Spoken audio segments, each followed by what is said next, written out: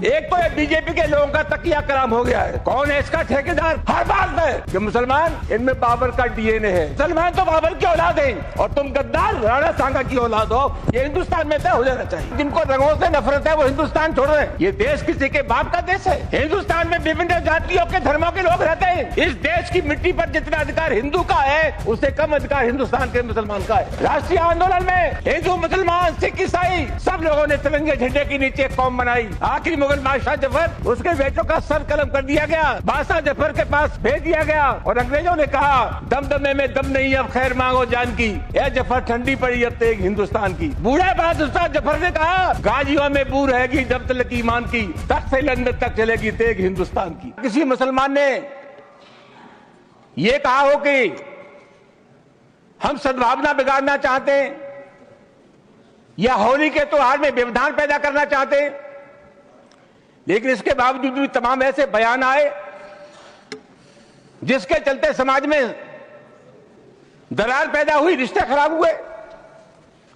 Sir, एक बिहार के विधायक हैं और एक उत्तर प्रदेश के विधायक हैं। इन दोनों लोगों ने यह कहा कि मुसलमान अपने घर में कैद हो जाए होली पर।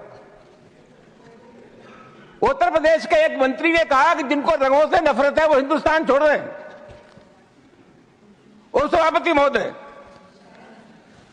अलीगढ़ यूनिवर्सिटी में सभापति महोदय, पहले होली का त्योहार नहीं होता था, परमिशन नहीं मिली। अब जब वहां अनुमति नहीं मिली, बाद में अनुमति मिल गई थी, तो वहां के एक जनप्रतिनिधि ने कहा कि जो इसका विरोध करेगा उसको हम ऊपर पहुंचा देंगे।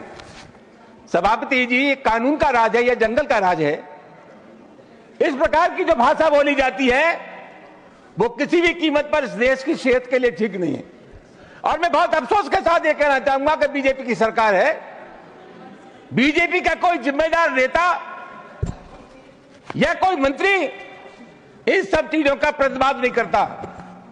यह नहीं कहता कि इस प्रकार की जो भाषा बोलते हैं उनसे हमारा कोई संबंध नहीं है। तो क्या हम मान करके चले कि इस प्रकार के जो तत्व है उनको सरकारी संरक्षण प्राप्त है या इनको भाषा अच्छी लगती है?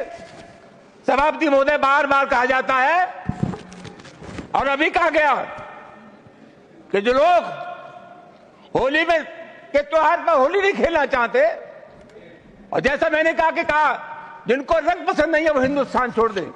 उप सभापति महोदय, मैं आपके मार्फत से जानना चाहूंगा, ये देश किसी के बाप का देश है। हिंदुस्तान में विभिन्न जातियों के धर्मों के लोग रहते हैं। इस देश की मिट्टी पर जितना अधिकार हिंदू का है उससे कम अधिकार हिंदुस्तान के मुसलमान का है। राष्ट्रीय आंदोलन में हिंदू, मुसलमान, सिख, ईसाई सब लोगों ने तिरंगे झंडे के नीचे कौम बनाई। आखिरी मुगल बादशाह जफर, उसके बेटों का सर कलम कर दिया गया, बादशाह जफर के पास भेज दिया गया और अंग्रेजों ने कहा दमदमे में दम नहीं, अब खैर मांगो जान की। यह जफर ठंडी पड़ी अब तेग हिंदुस्तान की। बूढ़े बादशाह जफर ने कहा गाजियों में बू रहेगी जब तक ईमान की, तख्त से लंदन तक चलेगी तेग हिंदुस्तान की। सभापति महोदय, कौन है इसका ठेकेदार? हर बात में एक तो बीजेपी के लोगों का तकिया कलाम हो गया है। सभापति महोदय कि मुसलमान इनमें बाबर का डीएनए है। उप सभापति महोदय, मैं जानना चाहूंगा कि बाबर का डीएनए मुसलमान में है। हिंदुस्तान का मुसलमान तो बाबर को अपना आदर्श मानता नहीं है, वो तो मोहम्मद साहब को अपना आदर्श मानता है, सूफी संतों की परंपरा को अपना आदर्श मानता है। लेकिन सभापति महोदय, मैं जानना चाहूंगा कि बाबर को लाया कौन? बाबर को इब्राहिम लोदी को हराने के लिए राणा सांगा लाया था। तो मुसलमान तो बाबर की औलाद है और तुम गद्दार राणा सांगा की औलाद हो। ये हिंदुस्तान में तय हो जाना चाहिए। अगर बाबर की तो आलोचना करते हैं, राणा सांगा की आलोचना नहीं करते। सभापति महोदय, ये बहुत सभापति महोदय, ये देश की एकता का अनुभवी आदमी है। बातचीत में संसदीय मर्यादाओं का ध्यान रखें, संसदीय मर्यादाओं का ध्यान रखें। Time is over. जो भी चीजें संसदीय मर्यादा के अनुकूल नहीं है, देश की आजादी की लड़ाई में गुलामी की सभापति महोदय, please, your time is over, you please sit.